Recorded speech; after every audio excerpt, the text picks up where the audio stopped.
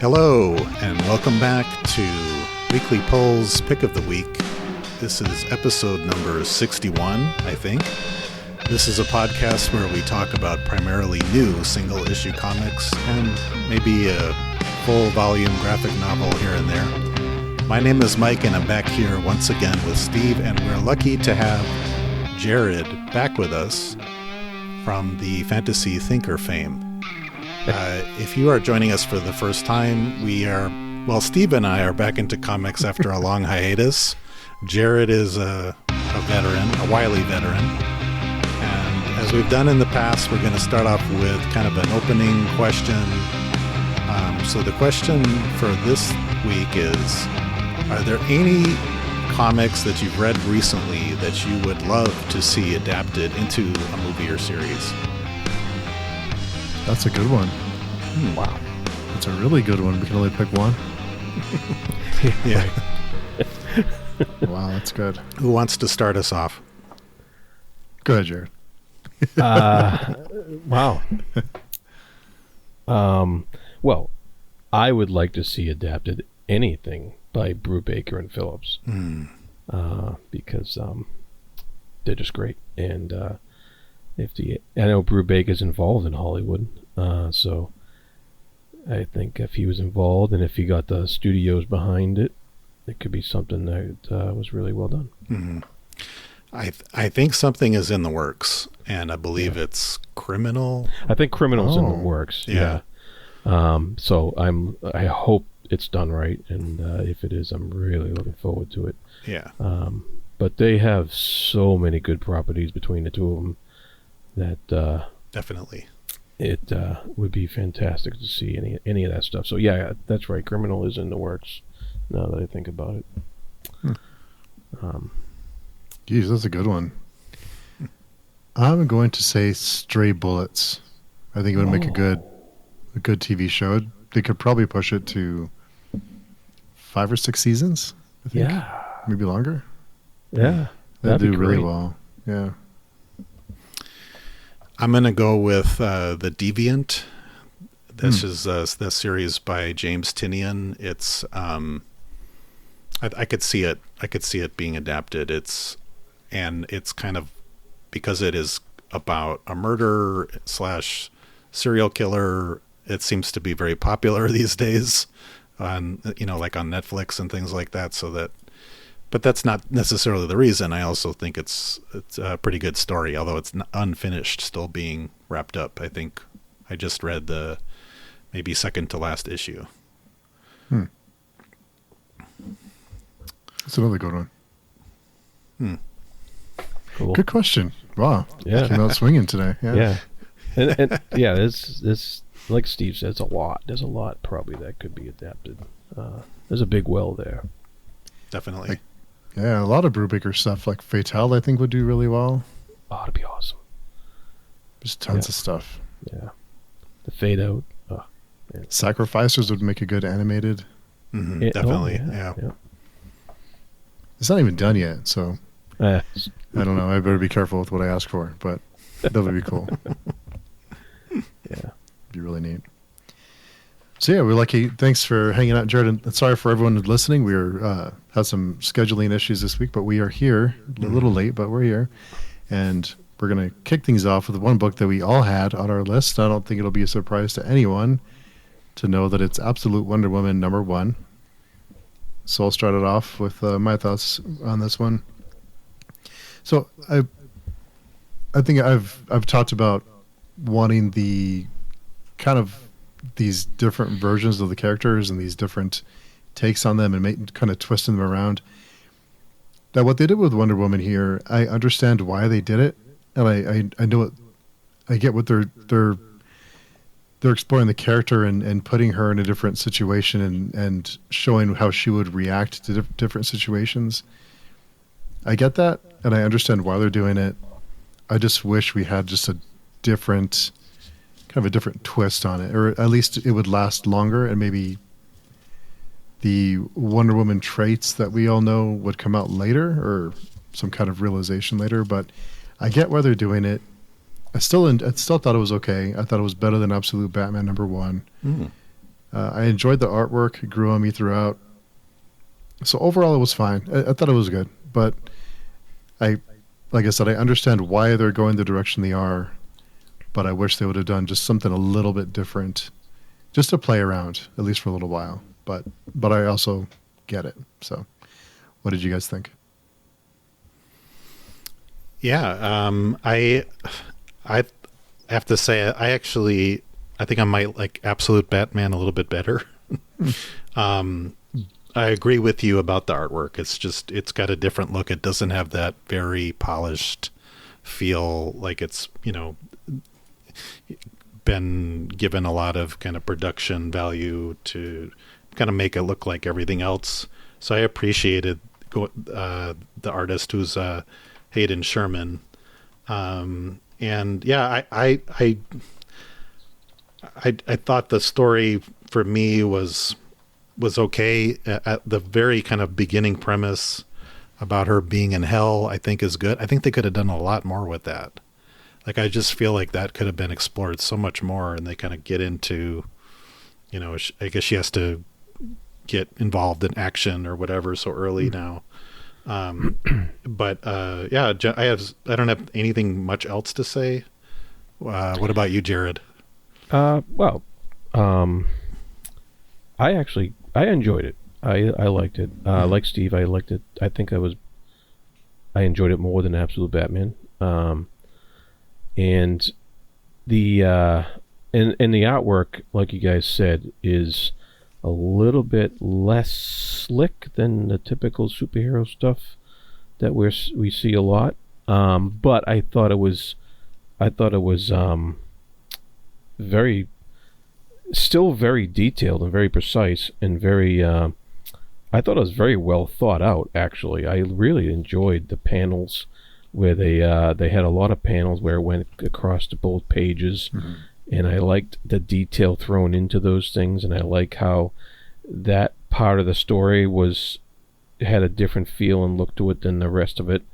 And so I thought it was, like I said, very well thought out panel placement, panel ideas, and layout to make it have a different feel than most of your superhero comics, which I thought they did a good job at trying to portray that. I like the story. I wish it didn't steal so much from Hercules.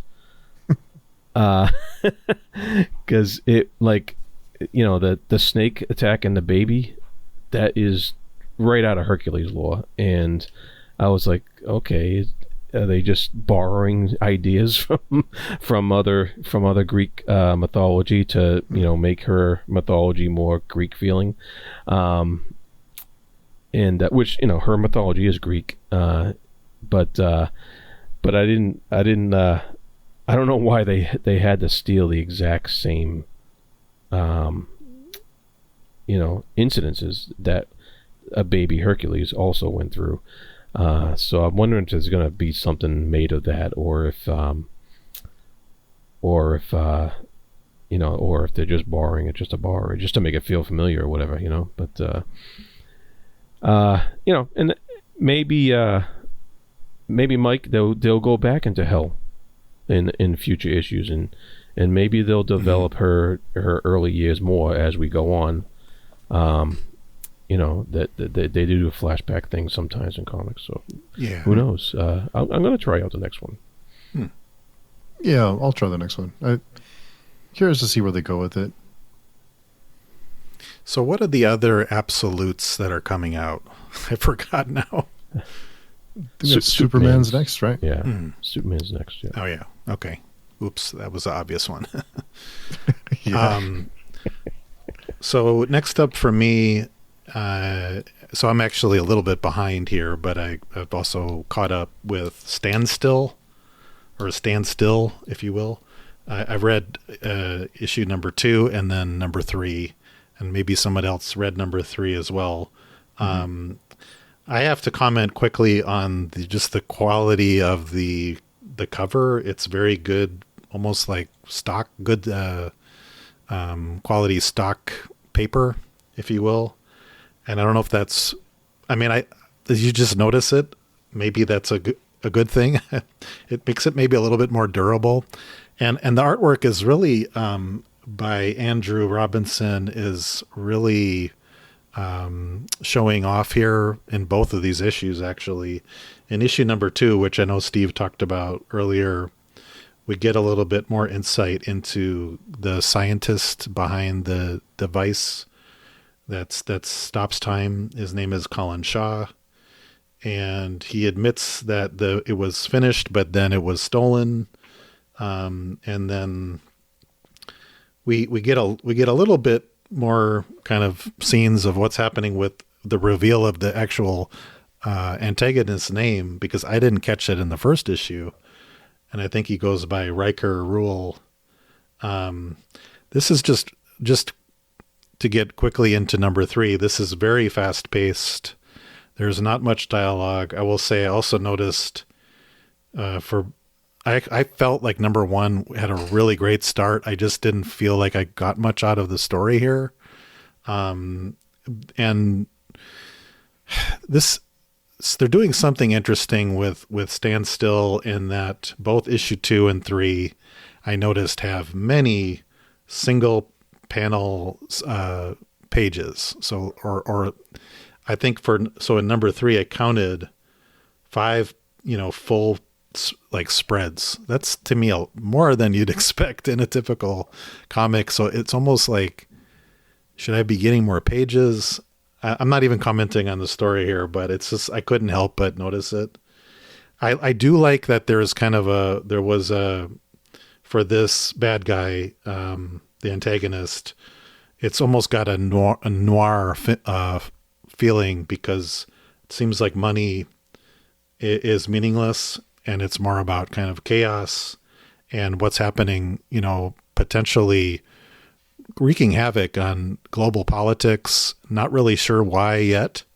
So I do feel like the story is not advancing that much, but I'm still enjoying it. It's visually stunning, and the premise to me is still very creative and working for me. But I'm curious. I did read it a while ago, so it's maybe the memory is a little bit off. But I wondered what you thought. Yeah, so I read Standstill 3. So much like you, I think. So Riker goes around causing havoc and being an asshole, basically, and that's fun and everything, and it's entertaining. But at the same time, what is it? Is he just kind of having fun with it, or is there a bigger plan? Is he working for someone? Is he just having a good time and having a blast? I guess it works either way, but it would be nice to know which direction we're going with it.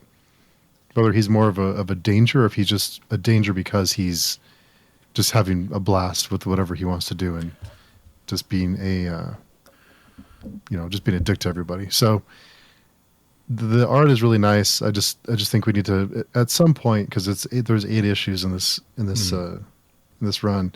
So at some point we need to start kind of getting into more of the meaty potatoes and not just him goofing off. So yeah, I'm still on board. I'm still enjoying it, but at the same time, let's get some substance going, and it can't be him just being an asshole for the next five issues.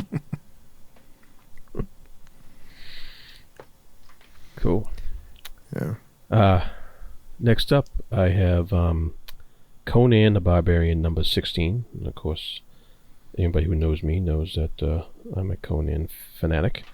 And last time I was on with you guys, I talked about number 15 and how it was a reinterpretation, a different point of view of the famous Robert E. Howard story, The Frost Giant's Daughter. And I thought that was the end, because it ended the same way as the story and other adaptations have. But then I got number 16 this week, and they actually continued the story on for a little bit. And I was pleasantly surprised by it. The artwork by Dougie Braithwaite is outstanding in this run, and I like what they did with the story in this issue. They continued it on. They gave you some flashback of Conan being younger, not believing in the gods in Crom, and being very negative towards that part of the world. And then, as a result of his encounter with the Frost Giant's daughter, he starts to rethink some of his views, and I liked how they portrayed it in this issue. So it was a well done comic again. Is this series something you could just jump on in the middle of and kind of have fun, or do you suggest someone who hasn't read the other issues first just jumping into it, or should we start at number 1?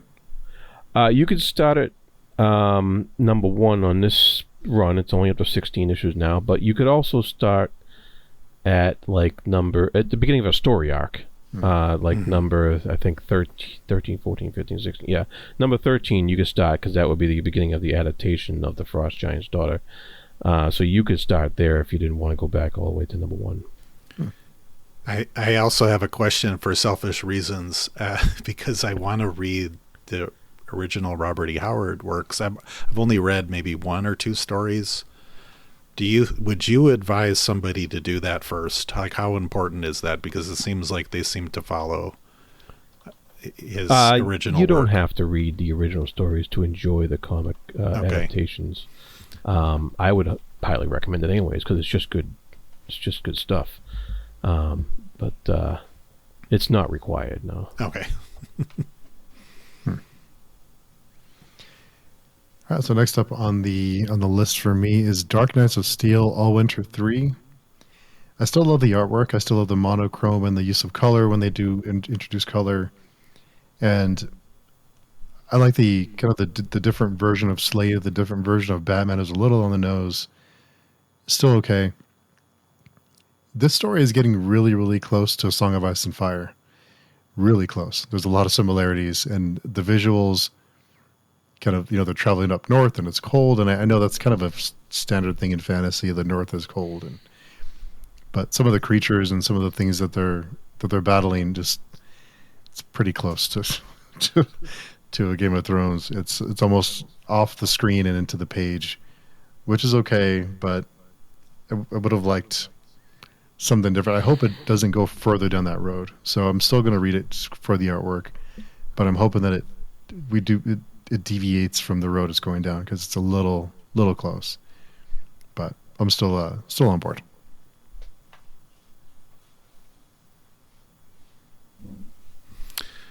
Yeah, I think it's hard not to be influenced by A Song of Ice and Fire. Yeah, that's true. I wonder if it's intentional, though. I don't think it's too. It seems more of an homage to, at least I hope. Mm-hmm. It's more of a taking some elements that would work in this story, but hopefully it doesn't lean more heavily into it. We'll see. Yeah. So speaking of monochromatic, next up for me is Damaged People. This is number 3, and I believe it's called episode 3. I believe the subtitle is A Sonnet for a Cemetery Vampire. So this came out, the week before Halloween. So it's, I guess appropriate. We have Iris and Dylan, and Dylan somehow falls in. It was like an insta love, falls in love immediately with Iris, and I've definitely heard this one before, where he is like, I want you to turn me into a vampire. I won't go into it too much else, but that's kind of in the first few pages. Maybe it goes well, maybe not. It is called Damaged People, so all of these start out with almost like in first person, my name is Mike and I am damaged, kind of thing. It's got a great visual thing going on. This one features the color red much more, and I think the previous issue was yellow, and so it's almost like very stark black background with visual emphasis on characters or some element of what's happening in the story, and then that color is very striking here.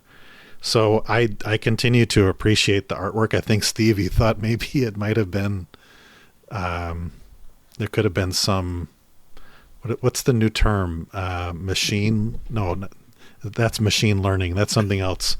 But you thought there could have been some other influence going on here. I just did not. I feel that the writing is sometimes a little bit cliche or clunky, or it's got this visual component that's unlike a lot of what else I'm reading, which I appreciate. But I'm just like, I think maybe the second issue was better.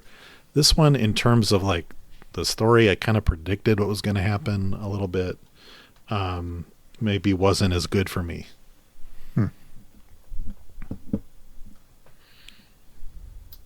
Will you continue on? Yeah. Well, I think so. I'm subscribed to this one. I'm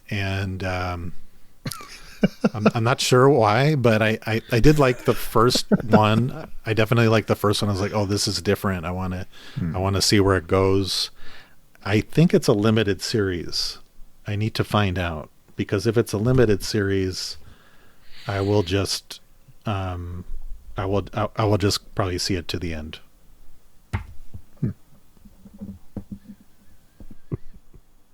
Did you put it? Did you add it to your pull list, or did it get added to your pull list? No. I'm pretty sure I requested it. Yeah. Can't go wrong there. Yeah. There seems to be a trend of, I think we had talked about it a week or two or three ago, about a lot of the red, white, and black titles that are out now, the use of color and the using certain colors to highlight certain things. That I kind of think it's fun, and especially if it works in the story, I think it's a creative way to keep things interesting, and also to add to the storytelling too. The different colors you use convey different feelings and emotions and thoughts. So I think it's neat that artists are kind of playing around with that and using something creative like color to tell the story. I think that's pretty cool. Yeah, there's some haunting imagery here. It's definitely going for the horror vibe. It's just the story might have been a little Twilighty for me. But nobody sparkled, so there's always that. Yeah. Can't have Twilight without sparkles.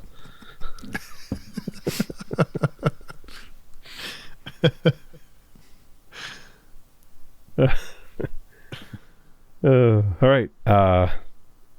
Next, we have Life Number 2 from Distillery Comics by Brian Azzarello and Stephanie Phillips and Danijel Zezel. I think I talked about issue number 1 last time I was on here. And issue number 2 continues in that vein. It's the magazine size format comic, and it has a story on each side of the magazine. So you read the front half and then you flip it over and read the second half, and it's pros and cons of 2 different stories. I was actually because in the first issue they seemed like separate stories, and I was actually quite surprised to see those stories merge already in issue number 2. Right at the end of it. So I was like, oh, that was pretty quick. I thought it was going to go on for a little longer with the 2 different stories going on, but in this issue they merge. But it wasn't done in any like a unnatural way. It made complete sense, and it was pretty cool. I'm still enjoying this series 2 issues in, and they're pretty thick and hefty issues. So you get. I know it costs more to get these magazine size issues, but in this case, it's worth the extra cost, because you get extra story and you get extra artwork and extra nice big artwork, and I like it so far. I'm very very interested to see where the next issue goes. That's Distillery, right? Yes, right. Yeah. They did some good stuff over there, and I don't mind the price tag if there's more story, or if there's we get the big. I don't know. I kind of like that they're doing different things, and there's some comics that are 30 pages that are $5. So really, I don't think it's that much of a stretch to go to what is it, 10 or 11, something like that. I think it's 9 actually. Oh, okay. Let me see. Standstill is $5.99. Oh, that's true. Yeah, yeah. So, I mean, it's $3 or $4 more for more for more book, and yeah, you do $9. Yeah, that's not too bad, really. I know. I think the whole comics are expensive thing is a whole other topic we can spend. I'm sure a lot of time talking about that. There's different sides. I see it from both sides, but yeah, as far as a consumer goes, I don't mind paying the extra for more of the book story. Yeah, you're paying for a high quality product in this case. The production value is nice. The paper stock is outstanding, and so it really in my book is worth it for this particular series.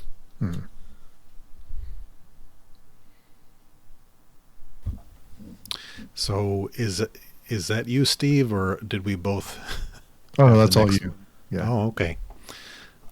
Because I know you were reading Hello Darkness. So this is Hello Darkness number 4. I don't want to give too much away because there is an ongoing series, or I should say run from...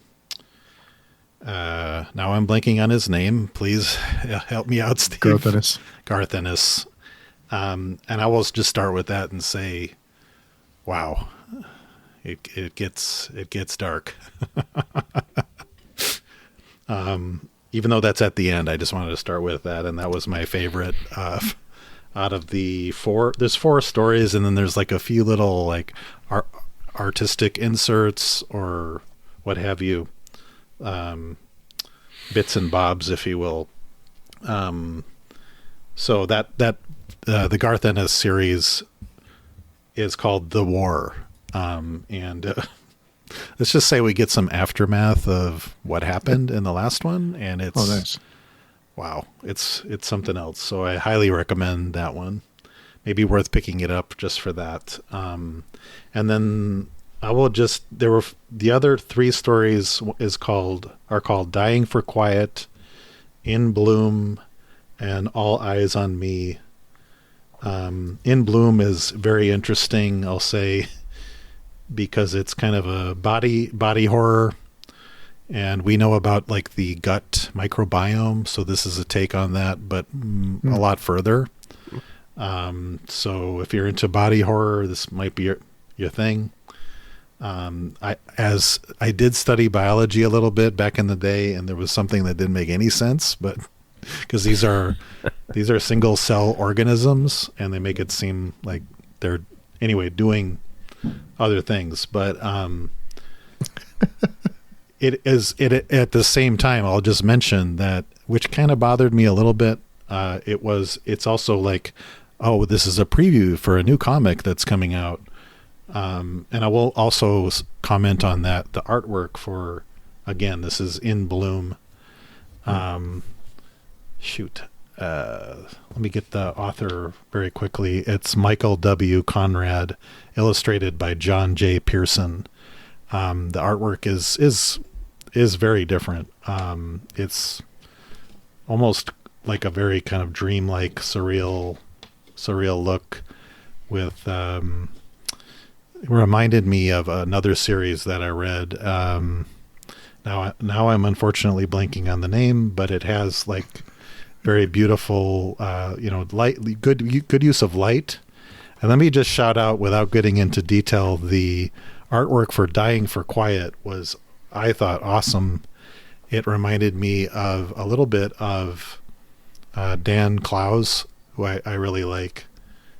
So very, very colorful, but also kind of a throwback to like maybe 1970s artwork, but very well done. So I'm still liking this. We know it's a multi-story anthology, and I'm surprised it's still good quality. At least for me. Yeah, I need to pick that one up. I missed that one. Oh, okay. I think you'll like it. Yeah, I like the direction it was going. There's been a lot of anthologies lately. Yeah, and but I don't. The other ones I've read, I did not continue with. So this is maybe if we had to pick one, this might be it. Yeah, I think so. I agree with that. Pretty good stuff. Cool. All right. And next, I was going to talk about, real quick, 3 issues in the DC All-In venture. It's Batman number 153, Batman and Robin number 14, and Titans number 16. From all 3 of these issues, it seems like they're starting brand new story arcs to tie in with, trying to get new people to join in. And what I found is they were pretty much typical run-of-the-mill superhero fare. The Batman and Robin and the Batman issue were both pretty solid entries. They're pretty good entry points if you want to get back into Batman. If you haven't been reading it for a while, it would be pretty simple to pick this issue up and say, okay, this is a pretty cool Batman issue, and I can get into it. And same thing with Batman and Robin. It's nothing that an old jaded reader like I haven't seen before. So I wouldn't. I'm not the target audience, though, so I wouldn't be continuing on with them because I've seen this kind of thing before. But it wasn't bad. It wasn't bad at all. And if you are interested in getting back into the Batman universe, you couldn't do worse. You could do a lot worse than getting these 2 issues and starting like a fresh run, so to speak, on those 2 titles. On the other hand, Titans number 16 was utter trash. Oh, do not get it. It was some of the worst writing I've ever read. I literally had to put it down halfway through and come back to it like a few hours later because I was like, wow, this is bad, and I couldn't get through it all in one sitting. That's how bad it was. Bummer. So don't get Titans number 16. It's just bad. Wow. In all three cases, the artwork was actually all very nice. They were all slick, all well done artwork. They all seemed like they went to the, Jim Lee School of Drawing or whatever. And so I can't fault the artwork in any of them. But if you like Batman, you probably will like the 2 Batman issues. And if you, just don't even bother with Titans number 16. It's tough. That's what's tough about these events is that that there's some stinkers in there. And these titles that are the titles that are tied into the bigger event, and that's what makes these big events not as fun, because if you want to read everything and if you're a completionist like I am, you want to read everything and know every detail, and then you get some not so good books. So it's unfortunate. Yeah, and the thing is, like, none of these are all self-contained stories within the series that they're in. So you're not going to miss out on anything if you don't pick up one of these series. But yeah, I was astounded at how bad the dialogue was in Titans. I really was. Wow. I didn't think they allowed that. No editorial, huh? Yeah, maybe. That's another thing is with these big events, it feels like sometimes they rush these books out and they have deadlines and they're timely. So I wonder if they cut corners like editorial and other things because they need it out. It must have been editorial cutting, because one of the problems with the dialogue was there was way too much of it, and it was way too exposition-y, over-explainy, repetitive, and even juvenile in some cases. And so, must have been a lack of editing. Yeah. Wow.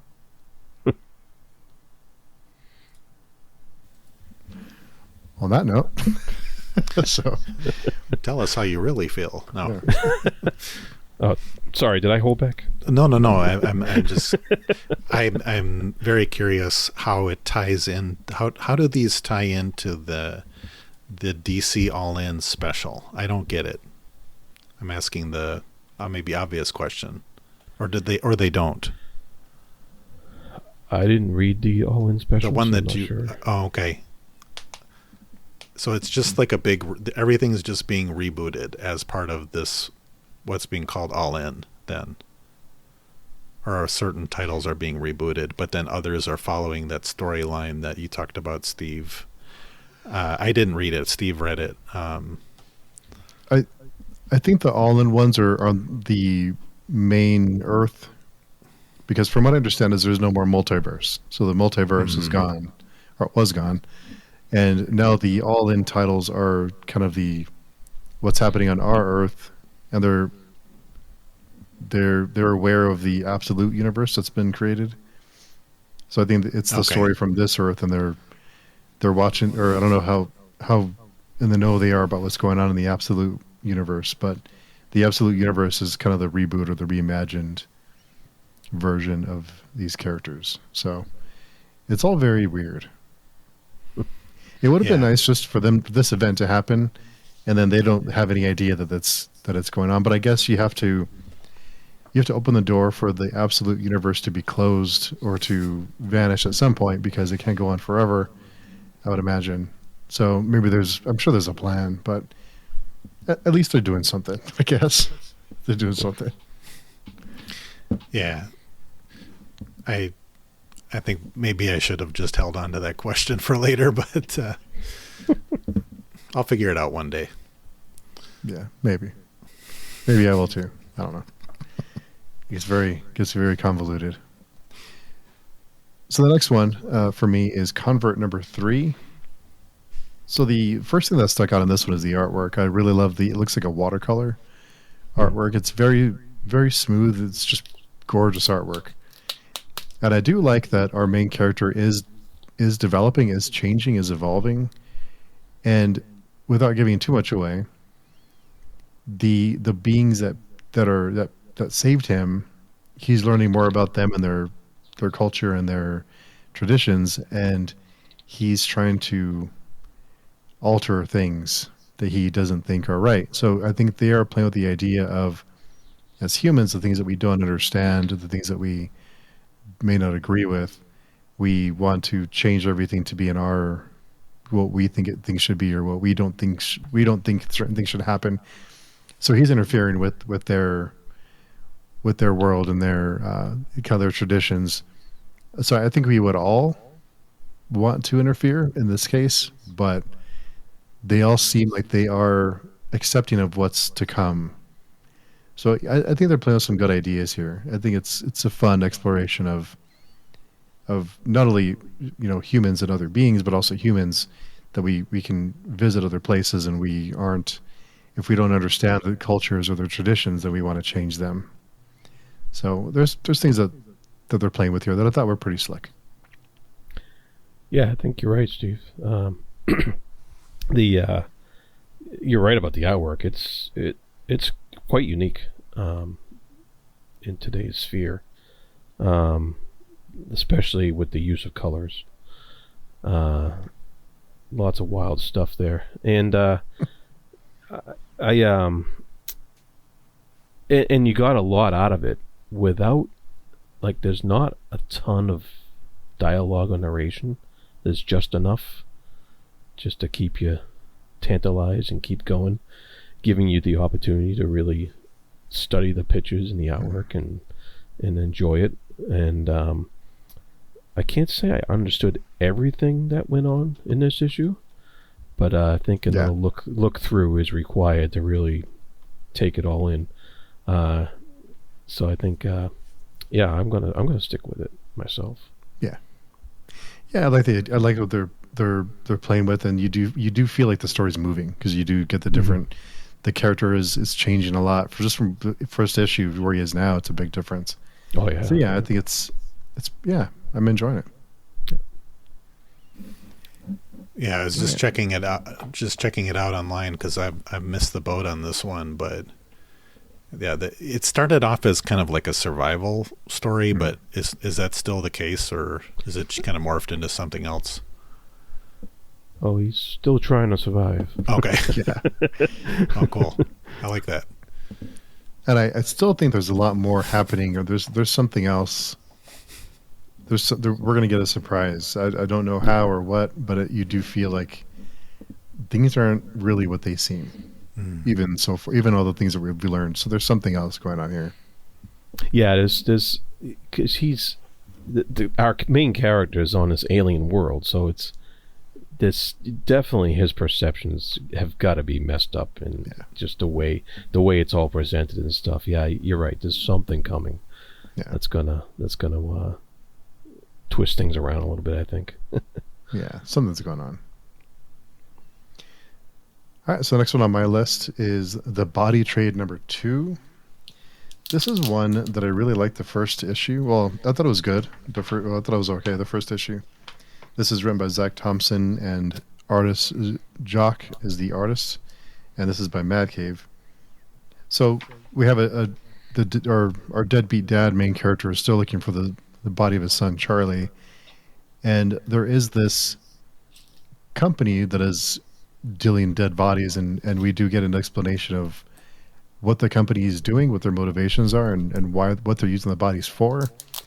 But it is the way that we get this information is a little silly for how powerful and dangerous this company is. Their security really sucks, and they're not very smart because they just like come out and just tell them what they're up to. Like, this is what we do with the bodies, and you can't stop us. It's just, and then okay, go away now. It's just kind of strange. It just didn't really make sense. So I think it's okay. I'm still gonna hang on and see what happens, but I hope that it, again, I hope it changes the direction it's going in, because it's at the end of this issue, I'm not a big fan of where it's headed, but we'll see. Maybe it'll surprise me.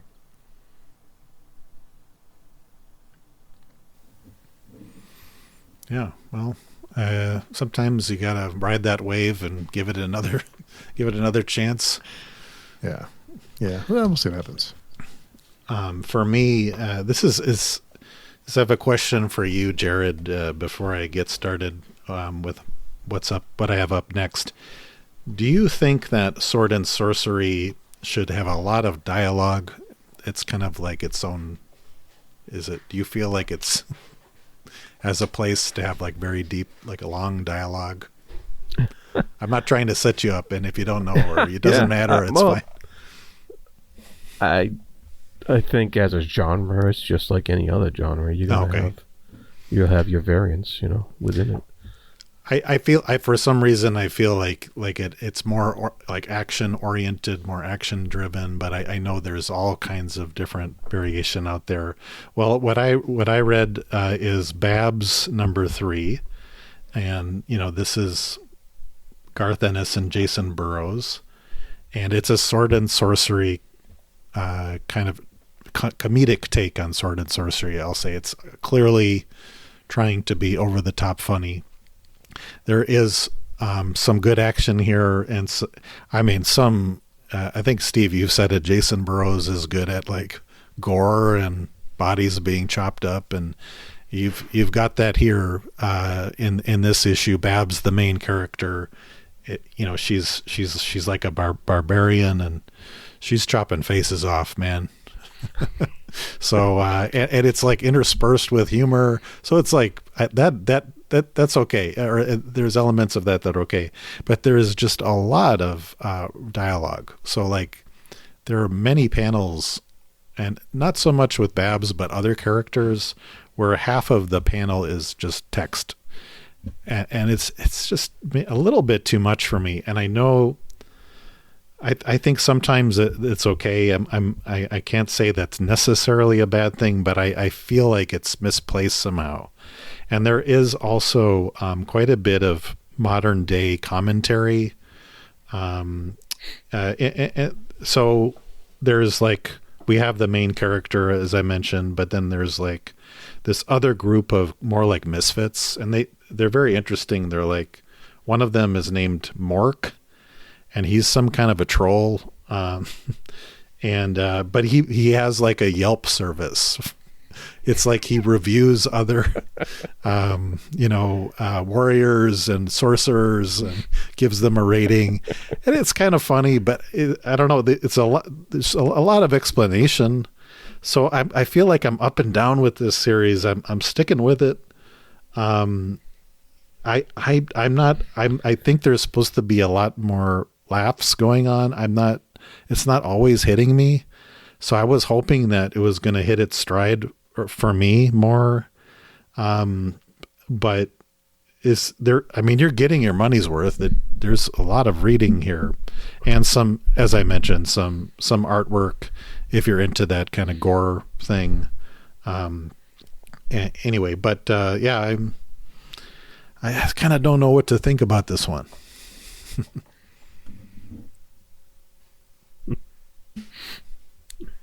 Will you be continuing, I guess, is the question.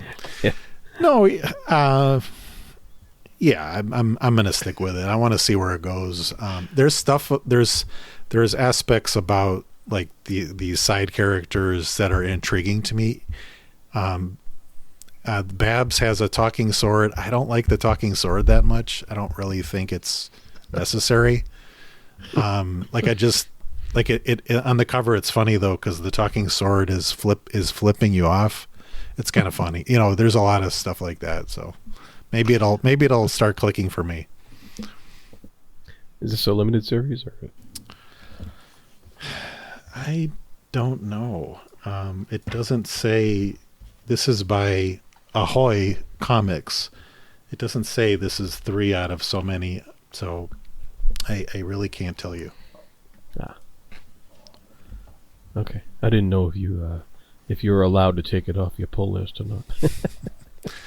Well, that's a question we had before, because I've definitely messed up anyway. But I think there is a diplomatic way of doing that. But I'm sticking with it at least till number 4. So. Yeah, I was trying to see if I could find if it's a. It looks like it's a fantasy satire. Definitely, yeah. It's six issues. Okay. Oh, well, I want to something that I want to like more than, you know what I mean? Yeah. More than I'm actually enjoying it. Oh, that's so relatable, though, isn't it? Yeah. I've been there. Yeah. Yeah. It's like, this. I really want to like this. It should be so much better. I'm going to keep buying it because I really want to like it. That's a definition in idiocy, right? Yeah, guilty as charged.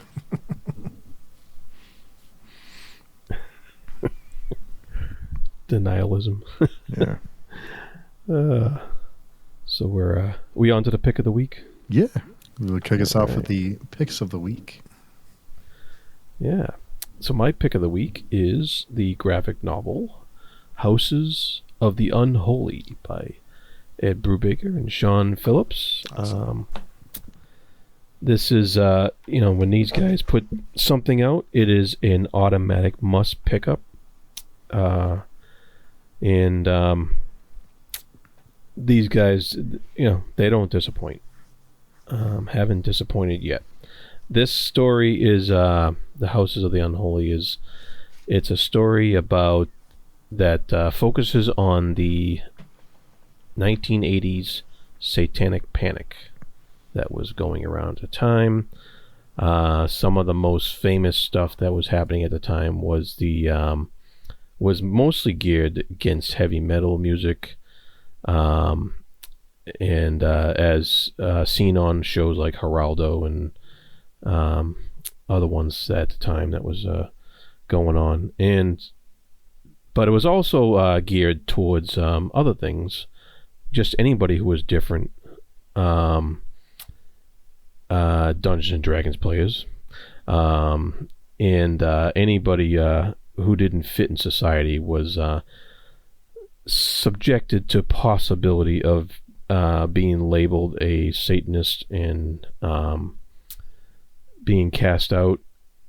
This focuses on the main character who, as a young girl, she gave some false evidence accusing somebody of something, and so that led to that kind of messed her up for life. And so it and that's right at the beginning, so I'm not giving anything away there. That tells you right off the bat. And so we catch up with her like many years later, and how it all ties in. It's just really well done, like in the usual Brubaker style. You get excellent characterization. You really get into this person's head and then know what she's thinking and know what she went through in the past and how it relates to her current situation. And of course, in all these stories by Brubaker, there's always some kind of twist thrown in there that you didn't see coming, and unless you were really paying attention, like at the beginning. And so it's just once again well done. Sean Phillips adapts his artwork as always to the story and to the timeline so well that there are times when I think that you may think he's a different artist compared to some of the other stuff that you've seen before. If you didn't already know his artwork so well, like Steve and I do. We've read a lot of Brubaker, but yeah, another satisfying book from these guys. It's a hardcover right now. I don't know if do they reprint these in softcover? They may. Let's see. See if I can find anything out about. But yeah, Brubaker and Phillips, they just don't miss. Yeah. They just. It looks like it is available in Kindle or hardcover, but I don't see an option for. Yeah, I didn't know if in the future if they wait a year or something like that and reprint them in soft covers, but it doesn't matter. It's completely worth the price tag. And I think these hardcovers go for like $24 or so. Mm-hmm. But absolutely worth it. Mm-hmm. Yeah, I picked it up. It's sitting on my shelf, and I've also read a fair amount of Brubaker and Phillips, not as much as you all, but yeah, I don't think there's too many others in the business that are just producing like these like hardcovers like that. It's just that tells you that they are firing on all cylinders right now. Mm-hmm. Yeah, except for I think it may be of some other maybe independent comics or whatever, but this is like a standalone full it's beginning to end full. Yeah. The full volume. Yeah, it was something they moved towards as they were going along. They were doing the single issues when they started with Image, and I think that was probably needful at the time. And they made those single issues special when they were coming out with Criminal and the Fade Out and Fatale and another one too. And they made those single issues special by putting extra material in the back of them that are not present in the trade collections. And then they kind of as they got more and more, I think they have a solid fan base where that they can pretty much depend on. Sure. Once they got that solid base, I think they said, okay, now we're just gonna put the story out all at once and put it out there, and I think they do very well with that. Yeah, it must be nice to be in a position like that where they can pretty much do whatever. I mean, I would imagine they can do pretty much whatever they want. I don't think Image is going to tell them no, or any other publisher. Yeah, you're right. They have probably one of the best track records in comics, and it's hard to argue with the quality of storytelling they have. Yeah. So my pick of the week is Grommets, number 5, and this is another writer that's also doing, in our eyes, fairly well, Rick Remender.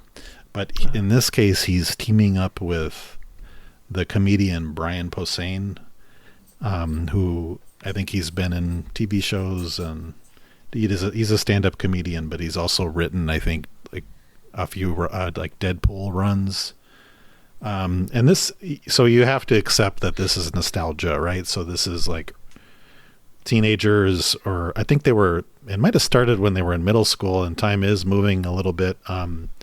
But they're like, on the fringe, teenagers that they love to skateboard,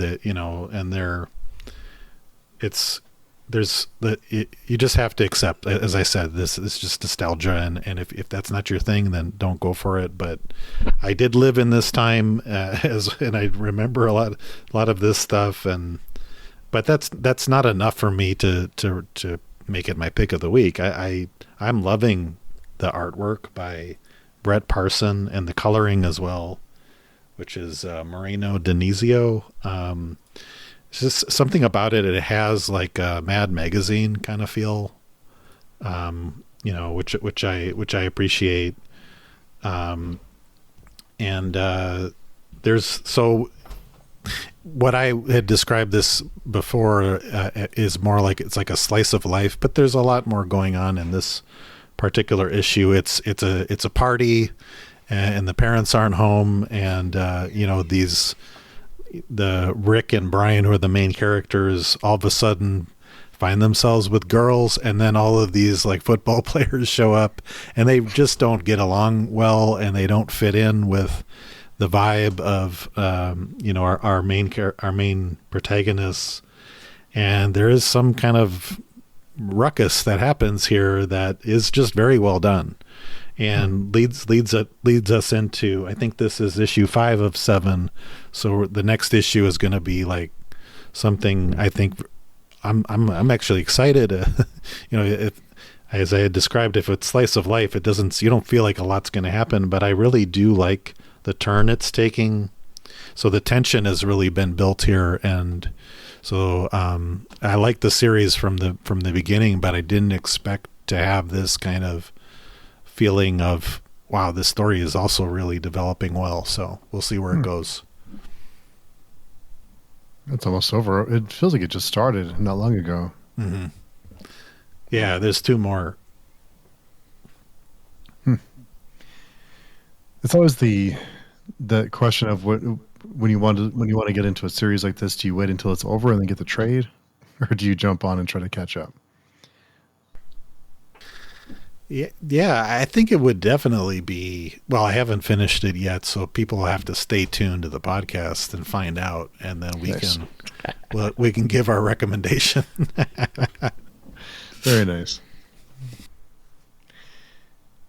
Yeah, so this week I felt like I read a lot, but the No Hunter number 1 was my pick. It wasn't an emphatic pick, but I think there's a lot of potential here for the story.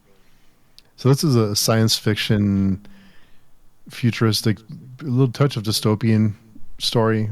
In this world, or in this universe, people are modified with biomech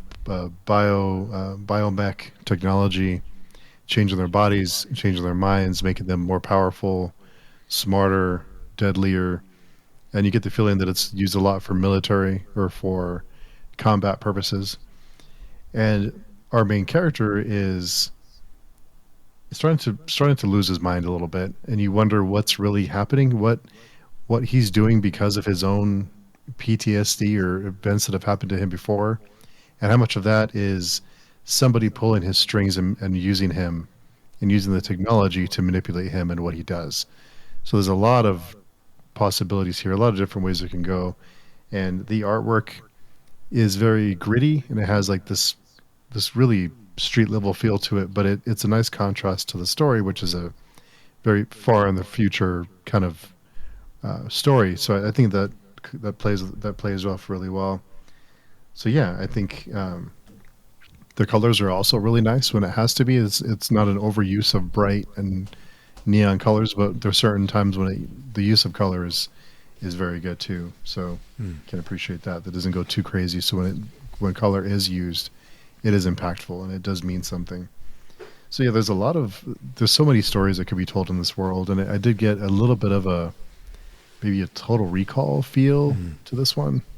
Kind of a what was the day after the Tom Cruise movie where he dies over and over again, kind of that kind of thing. So yeah, I think this story probably won't have a happy ending, and I'm here for it. So I think it's gonna lots of possibility here. So I'm excited to see where they take it. But No Hunter #1. Well, I just looked this up, and it says something very interesting. It says this is a kinetic cyberpunk retelling of the labors of Hercules. And it's going to be 12 issues. Okay. Oh wow. 12 issues. Yeah. Nice. Yeah. Nice. Well, I'm even more excited now. Yeah, good stuff. So Who's yeah, that I'm glad from? this Image. The Image, writer okay. is Michael. Let me see. Let me find my notes. Michael Walsh, Gustavo Vargas, and Becca Carey. So yeah, I think it's. I'll have to check that out. And I do complain a lot about this evil corporation thing that's been happening a lot lately. It feels like it's overused. This villain. It's kind of the standard villain now, with the evil corporation and the evil CEO. But it really works. It really works here. So I feel called out by myself. But yeah, I think in this story. I think the emotional impact of our main character and the connection you have with him fairly quickly really works well with this type of story. It's not this. It doesn't. It feels more personal because you get the feeling that they're manipulating him and everyone else, but you have this connection with him, so you feel like you're invested and want to find out why and what they're up to because of that connection. So it's not easy to do, but in the first issue you already have a connection with their character. So yeah, It's cool. It's not too late to jump onto that Not one. too maybe. late. Yep. the water's fine. Well, cool. Yeah, issue 61. I'm glad we can make it work. A little late in the week, but I'm glad everyone can make it. And good stuff. It's always fun talking comics with you two fine gentlemen. And Jared, where can people find you? Well, first of all, thanks for having me, guys. This was a blast. And you can find me at the Fantasy Thinker YouTube channel, and you can also find me on Page Chewing, on podcast Speculative Speculations, and Film Chewing, and other fine podcasts that might show up here and there. Yeah, just a few. And Mike, you started to dip your toes a bit into blogging. Yeah, I definitely need to be doing a little bit more of that, but I actually gonna probably writing up something book I just read that's called How to Break Up with Your Phone. Oh, nice. Yeah, very interesting. Stay tuned to that one. I'm looking forward to that. Oh, very good one. Let me write that down on my phone. Exactly. Yeah. Yeah. It's not an easy breakup, that's for sure. But I think that's a whole that'd be a good Friday conversation though. Talk about technology and how it affects us every day and all that kind of fun stuff. But anyway, thanks everyone for listening. Sorry we're late, but we'll be back normal time hopefully next week. And until then, we will talk to everyone very soon. Bye-bye.